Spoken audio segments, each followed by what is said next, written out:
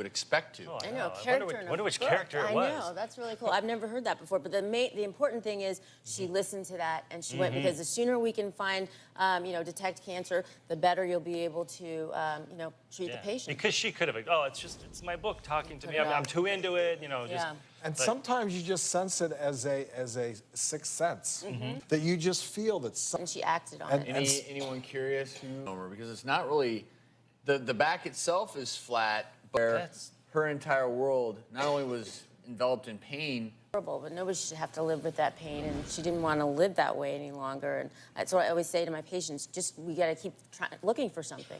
There's always hope. And hope is never going to be just in a pill bottle. And I think anyone needed.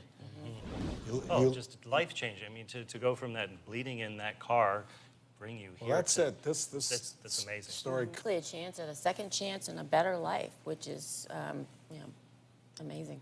And these stories, all of these. Also, tell us a little bit about. There were groups of doctors from the state. Right now is wondering how little Marzia is doing after the surgery. I know you all want to meet her, and kudos to you. And you see yourself? You have given this little girl a new life, I think. She's just, wonderful children all over that you've helped with other doctors just like yourself. I did. It's for not only sharing these stories with her, it's the curvature of the spine. We call the curvature that forced her to basically be at a 45-degree angle forward. I mean, literal compensation. So what happens then when you're bent over like this, a lot of times the patients start doing this to look up straight, and they start getting neck pain. Then they... And I'm glad you're in chronic pain. It's hard to do that. You cannot be in control. So... to the fact that we can discover cancer in the most... What a beauty! Hello, she's so cute. Who is that? Oh my God, she's adorable. Hi there. You go get an exam. Pretty much. It was in the summer, and she usually poking at my breast, and I was thinking, what are you doing? That there was cancer. Wow. So you put the two together. You are so right. And this is one of those situations everyone's thinking, is this possible? Primary sense for them is smell. So that the dogs can actually pick up.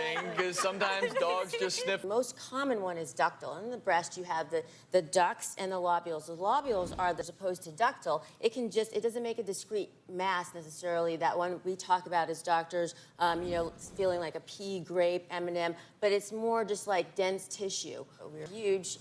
Not only advocate of dogs helping you out, but what else would you want to say to women out there?